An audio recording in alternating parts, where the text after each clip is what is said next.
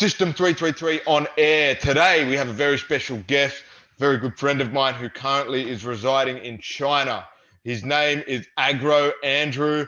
He's the former Joke of the Year winner 2 years in a row, 2015, 2016, consecutive winner. I think the only person to ever win 2 years in a row. On top of that, he's traveled all around the world. I've spent time with him in Poland, over in Warsaw, a really good time we had together. That part of the travels will be in my third book. On top of that, Agro's been on CNBC and Bloomberg. New news links there we can post regarding the economy. He's going to be sharing us a few interesting stories from China, what's been going on in the pandemic over that side of the world. He is from Australia, so he'll be talking a bit about what's happening in Australia. Take it away, Agro. Thanks for coming on the show. How you doing? Pleasure, bro. How you been? All right? Number one, yeah, very good. It's raining here in Sydney, so probably better where you are, considering it's summer. So I haven't been able to go out and do all the summer stuff at the moment, but otherwise everything's good. What about yourself? You're over in China. You're in the city of Chengdu, is that right? Chengdu. How do you spell that? Chengdu. Chengdu. Okay, Chengdu. How far is that from the capital, from Beijing? It's like, well, just put into perspective, it's like the fifth city in China. So you got Beijing, the capital, then you got, Shanghai, which is the international business city, I guess. And then you go down south, you got, Shenzhen, which is like the Silicon Valley of China. Then you got Hong Kong, and then you've got the one city where I am, which is Chengdu. Yeah, which And is in Sichuan, the province of Sichuan, I can see. it's in Sichuan. Yeah, it's the link between southwest China and the east of China, and if you want to go more towards the west. So Sichuan borders Tibet, actually. Yeah, I've just So taken a look at it here on the map. So it is quite close to Tibet. Some very interesting insights you might have heard about Tibetans as well. But today, it it's really interesting to see that you were the first person on the podcast, first guest to have a direct experience living in China and spending time there during the pandemic. And a lot of people don't hear what's really going on back at home in Australia. You are from Australia, in terms you do spend most of your time, most of your life living there. But did you end up in China by accident as a result of the pandemic, or did you intend to stay there for this period of time that you've been there? well, initially, look, I've been living in Chengdu now for the better part of just over 2.5 years. Mhm. So I would have got here around, I think it was mid 2017, or no, actually no, sorry, it was just in 2018. But look, I've been coming to China since 2005. Obviously, I've had the ability to fly here for work and for other reasons, and then fly back to Australia. And normally I've done that, but I went to Europe on the 21st of January, which was Chinese New Year, like this year, which it hasn't happened yet, but just call it last year if you want. So I went to Europe for 9 days, went to France, Switzerland, and the northern part of Italy. And we came back on the 1st of February, and all hell had broken loose.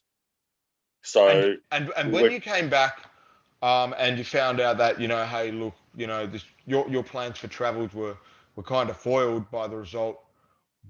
In terms of now you having to stay in China, what was that feeling that came over you? I'm not going to go back to Sydney. Now I'm here in China. How did you kind of plan yourself mentally to be able to take that, knowing that China's where the coronavirus started, or supposedly? oh, look, I mean, I guess obviously I'm here with my wife, so like prior to me, I guess, or sorry, prior to the virus, I would stay here for 90 days and then exit to renew my visa.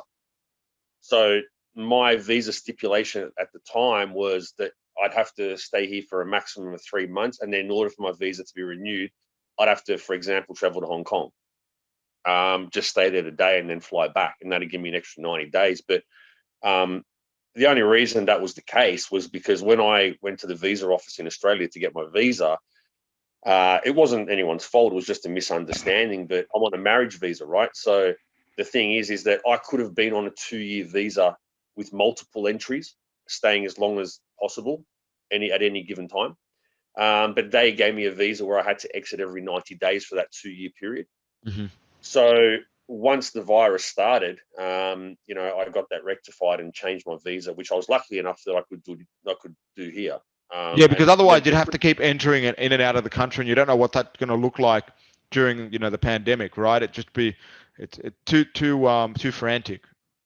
well, look, I mean, to be perfectly honest, the Chinese government were pretty good. I had to send my marriage certificate back to Sydney. I had to get it. I had to go through DFAT, Department of Foreign Affairs and Trade. Then I had to get notarized. So all these documents had to get stamped off and signed off on in Sydney as being authentic, Hmm. before I could Wow. get them back here and then take them to the appropriate offices here so they could get authenticated here as well. But to be honest, if that wasn't the case, and I wasn't able to do that, the government here are pretty good. Like, they would keep renewing your visa 30 days at a time. So, Yeah, and you know what? That's interesting insight because would you say China, and this is from what you've read in comparison to what's going on around the world, when it came to supporting overseas travelers or foreigners, they were supplementary, helpful in regard to their position with the coronavirus. oh, 100%. 100%. I know so many people from different places, like from Africa. I even know a guy who's from Rwanda, and there's virus problems there, and he's stuck. He can't get flights back. So he just has to go to the visa office every 30 days, and they basically just put another stamp in his passport on a humanitarian ground for that period of time. If you think about Africa, they don't have the same services and facilities, um, in terms of the consulate as China would. So, do you think that also comes into play where certain the bureaucracy in certain countries won't allow for the freedom of the people because of the process it would take to come in and out of the country? Look, it's, to be honest, it's got more to do with commercial reasons. Hmm. You know, there's no point, flying a plane from China to Africa if you've only got 20 people on it, right? Correct. Yeah, too much Um, resource. exactly, and like, and just as a point of reference, there are 36,000 Australians stuck abroad at the moment because of the virus. Hmm. Now, the government promised that they'd get everyone home by Christmas. Now, obviously, I'm in China. I'm not stuck. If I wanted to come home, I could. Yep. But there are a lot of people in countries like India, um, you know, different parts of Asia, Africa, even some people in Germany. I heard a story of some person in Germany that couldn't get back to Australia. So the Department of Foreign Affairs and Trade should be doing a lot more to help get these people home, and they're just not doing it. So, going back to the point that you made, logistically, it's an absolute nightmare, Yeah, to move definitely. during the pandemic. Yeah. I think it really with travel and quite a few other people that have come on my podcast have expressed their concerns about travel for the future.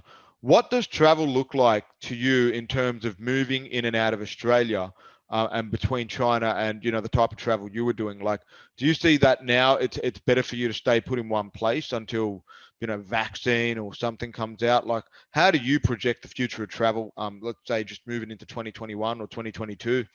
Want to put a timeline? Um, Look, I know the whole vaccination thing is a contentious issue, and I'm sure we'll be able to have some time to get into that. But in terms of travel itself, look, I think you're going to need. Unfortunately, the next 12 months is going to be just as bad as the last 12 months. Viruses don't know calendars, right? So just because it's the new year, nothing miraculously is going to change. Um, it's one thing for these Except vaccine timeline companies. stamp events.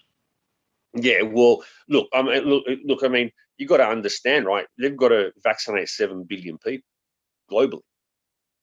A lot. So the thing, well, I mean, look, the whole bottom line is this, right? Countries around the world are going to make sure that if people are coming in to their borders, that they're going to be protected and they're not going to cause a health crisis for the people who reside in that country. That's common sense. So, airlines are going to be extremely stringent about who they allow to fly, what safety precautions they're taking, and does that individual have a tick of approval, and that may be in the form of a vaccine. But I think logistically for the next 12 months things are going to be quite difficult, and it's people. people say, oh, well, the governments aren't handling this properly and airlines aren't handling this properly. And, a lot of industries have been hurt by this virus, which is true. But I mean, there is no perfect response, right? There It's isn't, been and a I think hundred. we've seen so many different countries test so many different responses. Herd immunity, things such as the shutting of borders, closing of local businesses. Um, they say that the most severe lockdown in the Western world was in Victoria, Melbourne, in terms of a major city. Um, what other people don't know is that Kashmir not only have one lockdown, they have two lockdowns. The first lockdown being the coronavirus as we know it, the second being their political lockdown. What Yeah. extent and measures have you seen taken in China, both where you're residing in Chengdu as well as rest of China, that maybe compared to some of the lockdowns that we know of, specifically Melbourne? Look, and look, everyone's got a different perspective, and our perspectives are shaped by our experiences. Correct. So, in order for myself to answer that question, what I would say is, like, when I came back from Europe on the 1st of February, we went into, I think it was a 6 or 7 week lockdown.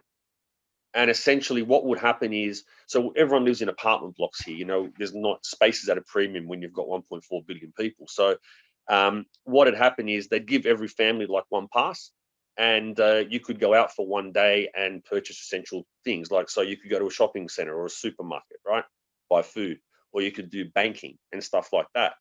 Now, a lot of people in Western countries are like, oh, but my freedom, oh, but my freedom. Well, you know, I'll give you an example. America's got the freedom to have the highest amount of cases in the world per head of population, and the most amount of corona deaths per head of population as well. So you can have your freedom, but you can also have your deaths as well. So look, and I know there's a lot of negative sentiment about China and the whole thing, but really, all these people that are commenting about how the government handled it here, they're not here. They're not here, Zach. They don't know. When you've got a country of 1.4 billion people, and you've got to try and prevent a health crisis getting worse, you have to take some steps to ensure the safety of the population. And they might And have that's to what be they some extreme measures, for the greater good of people, right?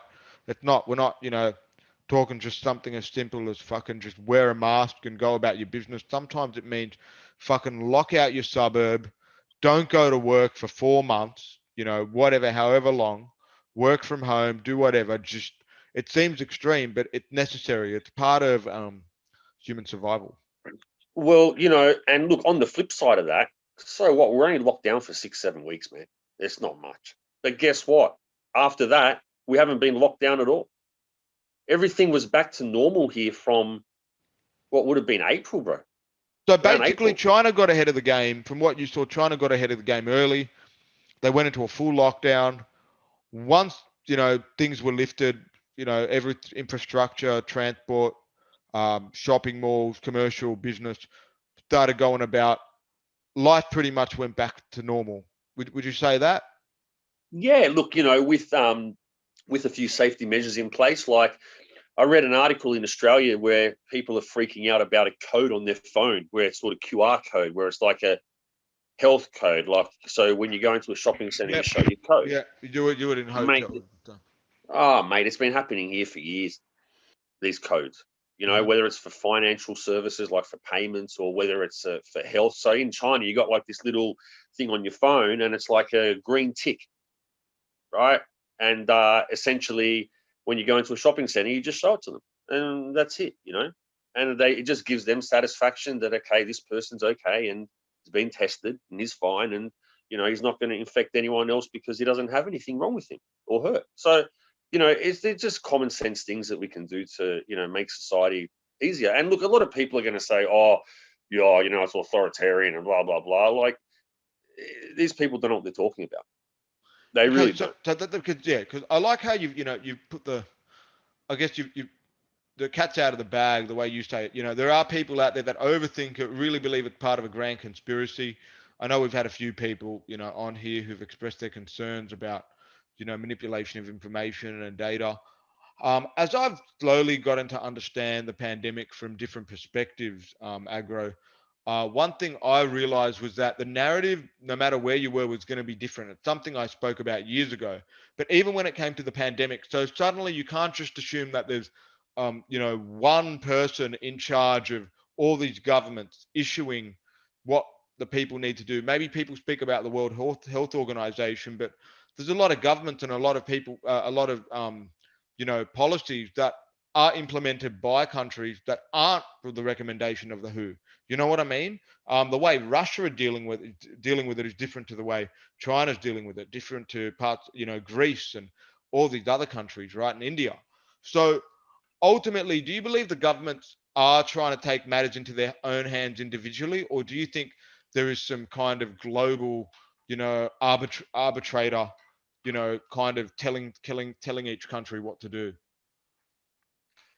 Look, I mean, every country's handling it differently. So if it was a centralized conspiracy for everyone to, catch this virus and die, then every country would be operating exactly the same way. And it's funny you may bring this up because we all have friends on both sides of the fence of this argument, Exactly, we do. and It it's needs to be like, out there. oh, look, 100%. And the whole thing is like, I don't blame people for thinking one way or the other because, I mean, this is something that took the world by storm, 10 months ago or 11 months ago or however many months ago it is now. And everyone's had a different experience in relation to this virus. And everyone's been, exposed to different pieces of information depending on what their political view is or what television stations they watch. So, like as I said, I don't really hold it against anyone for their opinion as such. But to think that there's a centralized organization pulling the strings to make everyone get sick, I think it's preposterous. Yeah. Because if that was really the case, Zach, then all the rich people wouldn't have any workers left to work in their factories. Well, So exactly. it's just crazy. Yeah, I also think one thing was, if there was any type of real negative side effect from the coronavirus, aside from the virus itself, we're talking, factors that I guess are contributed as a result of the virus taking place and having an effect on our life. The misinformation spread on social media has probably been one of the other biggest fuckeries that humans have experienced in the year of 2020. Um, and it's something. Now you've got Mark Zuckerberg. They might dissolve Facebook. I don't know if you've read much about that. Did you hear about Mark Zuckerberg? Yeah, yeah. Well, Instagram and Section 230. They're trying to get that shut out of the constitution, shut out of the laws in the US. Sorry, they're trying to get rid of WhatsApp and Instagram from Facebook. Yeah, I've been following on that. Yeah. I find that very interesting, especially the time that it's happened, because everything in history, and I say this from history major standpoint, is that everything happens conducive to other events, right? So I think had the coronavirus not shined so much misinformation spread on on social media, like where people are writing certain opinions about coronavirus, other people are writing other opinions, just that whole anything corona related, COVID-19 related, eventually had to be kind of even monitored by the platforms themselves. And in turn, people will be diverted to different news sources, etc. What do you think is the future of social media as a result of the coronavirus and the pandemic's effects for 2020 moving Well, look, forward? I think social media has actually shot itself in the foot. And look, it is a very difficult argument. On one hand, you've got freedom of speech, Mhm. and on the other hand, well, you've got these imbeciles going around spruiking all these crazy conspiracy theories that are getting attention from people that are bored sitting at home during the virus. So it's very hard to find the right balance. But in saying that, something will be done. I'm just not sure how.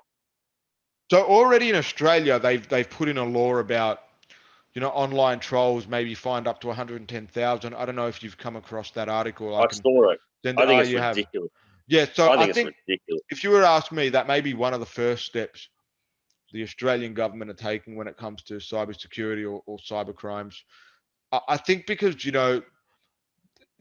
things such as trolling, maybe even providing misinformation on COVID. That could be considered trolling. You say Oh, it's mate, stupid. What do you think? What do you I'd think be. about that measure? Being in Look, China as well, China have their own restrictions on internet platforms. What do you think of that one, particularly from Australian well, government? mate, I'll be more than happy for anyone to troll me. You know what I mean? It's no problem. It's no problem at all, Zach. Look, the whole thing is that I think that doesn't really target the misinformation part. Trolling is more towards someone personally. Do you know what I mean? So But I you could think, troll someone with misinformation to trigger them. well, I mean, look, I can understand where you're going with it, but I don't think that that's a direct sort of response to the question of misinformation. Right? I think that's targeted more towards online bullies and things like that. Yeah, definitely, definitely. But I wonder if that was like even a byproduct of the fact that there was a lot of that stuff going on during COVID. You know what I mean? Like people bullying each other for their point of views. Um, like I think COVID and the amount of opinions and information sharing you got throughout the whole year led to a lot of people fucking, abusing each other on their walls and all that. People deleting. I heard of a lot of people have heaps of people deleted since COVID started, because of all the opinion. Donald Trump. What do you think of that? Do you think that the coronavirus had kind of let some of the ugliest people come out on social media, just tear each other apart? Oh, look, I think they were already there. I think just people stuck at home, they've got time on their hands now. You know, especially in Australia, you're getting paid not to work, which I actually think is a good thing, but that's questionable and for some people. Yeah, look, these people were always here. And I think that the virus has given people a certain level of uncertainty, just within themselves, within thinking about the future, what's happening. Even large multinational corporations have sent people home to work. Like they've made huge changes as well. So I think it's Cost cutting, more. Yeah, well, but cash I think it's preservation. more. But I guess the point I was trying to make is that there's a level of fear across the whole community, from an individual all the way up to the biggest corporations, because of this virus. So I think that the outbursts on social media, and I mean it's funny you bring it up, because if you look at what's going on social media now, if before the virus and some of the stuff that's going around, you couldn't possibly believe 12 months ago that this would be the case, right? Sure. Like, I mean, I've seen photos on the internet of, like the movie Kill Bill. There's like a sexy woman standing there with a needle and trying to put it into Bill Gates, and it's like, you've got time to sit there and create memes, like, about your opinion about Bill Gates and a virus and a That's vaccine. pretty Like, funny it's just, though. I get it. Like Kill Bill, yeah, I it get is. it. Uma Like, Thurman. no, look, I mean, look, and again, everyone's look. I Opinions need are to like find ours. that image, man. That sounds pretty funny. No, it is. If I find it, I'll send it to you. But like, opinions are like assholes, bro. Everyone's got one, yeah. Definitely. When you put it like You that, know, I found so it. I found it, by the way. no, you Oh, that did. is funny. Kill Yeah, Bill Volume XP, and she's got a. Uh, big needle, right? well, actually, looks like there's a sword in her hand. I don't know if it's the same one. It's a sword. Is she wearing yellow? Yeah, she's wearing yellow. Yeah, I found it. It's like a rubber latex yellow suit, yeah. That's correct. Yeah, it's from Kill Bill, Yeah, the that's the movie. one. Yeah, it's just crazy, bro. Like, all this stuff on the internet now, man, it's crazy. Like, but the thing is, I can understand. Like, I don't blame. Like I said, I don't blame anyone for it. It's just things are so uncertain now. So, people are just inherently worried, I think, and they're just, some people react in different ways. Some people go out and say, oh, fuck this, and, this is all bad. And some people are like a bit more positive about the situation, and some people are just neither way. So, yeah, What are the people been like in China about the situation? I mean, we got in perspective on Australia. What has it been like in China day to day? bro, since April, it's been normal. That's crazy, man. And has that been Like, right it's across most cities or just in Chengdu? okay. Okay, look, when I say normal, I don't mean completely normal. I mean, like, it's 90% back to normal. So, I'm sure the media doesn't report it, but there are localized outbreaks everywhere, right? The virus doesn't discriminate. Yeah. Like there's at the moment, I think you've got a few cases on the northern beaches. Yeah. As an Doesn't matter example. where you are. Doesn't matter where you are. You've got all these localized outbreaks popping up. And to be honest, the government here's done really well, bro. Like every time there's been a localized outbreak, they'll test everyone in the local community. It happened here a few weeks ago, bro. We had I think 1.5 million people got tested in 3 days. There was an outbreak here. Some girl who had COVID went to a nightclub. She went to 4 clubs in one night, Wow. and she even got with the guy as well, bro. Yeah. Well, that's pretty contagious then, huh? Poor dude. No, but look, like the thing is like, mate, the government then tested everyone. They localized they found the actual people that were actually, in the vicinity to her, and yeah, they tested everyone, and it was gone within 2 weeks. I think they had one apartment block that was on lockdown, just one, and everyone else who had it was just like doing 2 weeks quarantine. Yeah, see, So this is the they're type really, of perspective we need to know because, Chinese government have handled it a lot better than other countries. I think a lot of people, kind of blame China for this, blame China for that. But, when we get that inside perspective, we kind of realize that, hey, China do care about their people. They do care about being able to, take the right measures as soon as possible to lessen the severity of it later on. Moving forward, I guess, into 2021, what type of things do you think we'll begin to see, not just across the political landscape, but also, I understand you really do get into the economy. How about on the economic landscape, specifically with Australia and where they're heading? I think Australia is going to recover the best country out of any other country on the planet. I I think like Australia's in a hearing that, bro. really I like hearing that. I have a belief in that too. Australia Australia is in a really good position, and I think we touched on it just before when I mentioned, like, the government's got this JobKeeper and JobSeeker program, right? Now it might be now look, people are saying, oh, you're giving people money for doing nothing, blah blah blah blah blah, right? That's I think that's a very silly argument, because you've got a lot of small businesses in Australia. You've got a lot of people who have mortgages. Australia's got one of the highest home ownership rates in the world. So you've got all these people that need to pay their mortgages off, and they can't work.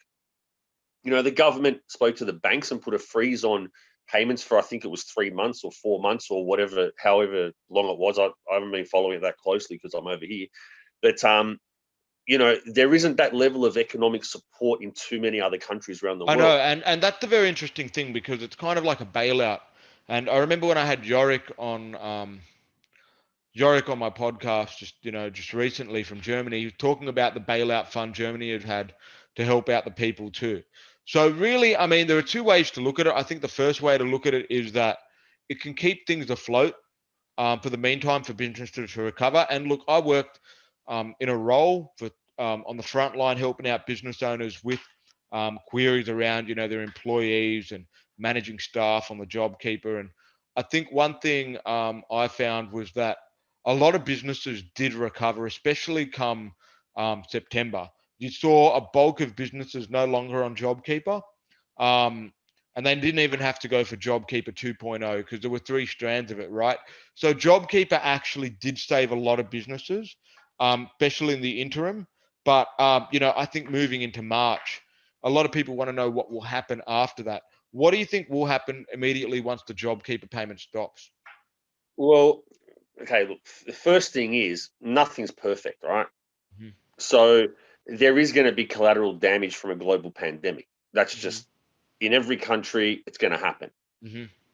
The reason Australia will do very well is because I think Australia has minimized that damage very well, Yeah, right? By I'm quite confident to say the same thing. I think we've and done and yeah comparatively. Yeah. and no, sorry, I was just going to, and the other thing as well, right, is that, you know 40% of Australia's tax receipts come from the mining sector, Hmm. right? Now, the price of commodities is going through the roof. So Australia, the actual products that Australia sell the most of, which we rely on to make a healthy budget, the prices are rising. So the amount of money the government's collecting is actually supporting the economy very, very well. And it's supporting the government's ability to be able to spend into the future very, very well. Imagine you're a country that, you've been smashed by the virus, and the main product that you sell to the rest of the world, you actually can't sell. You're fucked. You're fucked, right? So, and look, this is an economic principle that has proven time and time again. And, yourself doing a history major, you'd probably understand this. Everyone's got an opinion about, what's going to happen, or this is going to happen. The only opinions that are valid are opinions that are based off historical data. Correct. Right? Right. So anyone can say, I think this is going to happen. My rationale behind it is very simple. In 2008, when we had the global financial crisis, what happened to the Australian dollar after the crisis? Went up. And what happened to the price? And what happened to the price of commodities? They went through the roof. And there's an actual reason for it. I'm not sure if you want me to get into it. It's more economic theory and stuff like that. But just suffice to say, whenever there's an economic crisis and the government has to inject huge amounts of money into the system, money gets devalued, right? Correct. Of course, right? Because if you've got $1 million in circulation and then you've got $1 billion in circulation, then you have the to money use isn't more of that worth money. it much if there's billion. I know, definitely. So it's all about scarcity value. It's all about scarcity value. So scarcity value all has to do with how much money do you have in circulation, and what can you do with that money, in terms of what the economy's prices of goods are. In Venezuela, you saw a fucking horrible case of inflation. The money couldn't even buy you anything. Yeah, I mean, people were burning it for to keep them warm at night. But this, it's very interesting that you bring this up, because not many people know this. And look, I don't want to get too much into US politics and all this sort of stuff, but when Donald Trump took office, the US had $20.1 trillion worth of debt. Yeah. Mm-hmm. So the US is a $21 trillion economy. So every year, what they produce amounts to $21 trillion. Mm-hmm. Now, from 2016, when he was elected, 2017, when he took office, until now, US national debt has gone from 20 trillion to almost $30 trillion. 30 trillion. So Obama in 8 years added 9 trillion to the national debt. Trump's added 9 trillion in 4. So that's half. 9 trillion. Exactly. Yeah. Trump's added 50% to the US national debt in 4 years. Now, Trump's argument is, I had to deal with coronavirus. All right, well, Obama had to deal with the global financial crisis. But you see, what's interesting, between those two presidents in that 12-year cycle, right, they've added now $17 trillion in national debt out of $30 trillion in US total debt. So it's getting very dangerous, the amount of stimulus that the government is providing. Now, just to put it into perspective, Australia, this is the first time Australia's done quantitative easing. Mm-hmm. This is only the first time. So it took a pandemic for Australia to actually start printing money. Right? It took a pandemic. So they never had to do it before. Australia has never had to do it before, because in the global financial crisis, China was rising so quickly at the time that they created huge demand for our products during that period in 2008 to 2011. They were buying all of our iron ore, they were buying all of our coal, they were buying all of the resources that we rely on selling to keep our budget in the black. So ultimately, from what you've gathered, regarding historical data, which is what you focused on, taking the 2008 global pandemic, global financial crisis, and comparing it now to the 2020 global pandemic, You've seen that pattern that Australia are in a better position based off existing historical data, and this is and given the circumstances, they will have a better chance again of surviving this financial crisis like they did in 2008. And that's Oh, given, few variables that you've I mentioned. agree. Oh, 100%. Australia's going to do very, very well out of this, extremely well. And like I said, Australia's biggest export, the prices are going through the roof. Australia's largest export is iron ore. Iron ore's gone up so much in the last 6 months. I mean, you can pull up a chart, have a look at it. You'll be like, wow, you know, and that's where the bulk of our money comes from. I mean, I could be wrong, so don't quote me on it, but the federal government budget iron ore at $55 a ton. That's how they forecast the budget for that commodity. I think iron ore is well over 100 now. Well over 100. That's almost double. So yeah, so I actually think it has doubled. I mean, I haven't looked at it for quite a while, but I know it's gone up a lot. You know, so we're in a very, very good position. We're in an extremely good position. So I think that's what people need to hear, though, because there's a lot of negativity surrounding the economy in Australia and whatnot. But when we look at the macro, like the bigger picture, Australia are in a better position than most other. 100%. I mean, the only other country that I think is going to do very well out of this is Canada. But you see, Canada have two things in common. Number one, they've got a massive mining sector, and the prices of their commodities obviously going up as well. And number two, they provided a large amount of stimulus to protect the business community during the pandemic. We don't have, I mean, look, America's a shit show, really.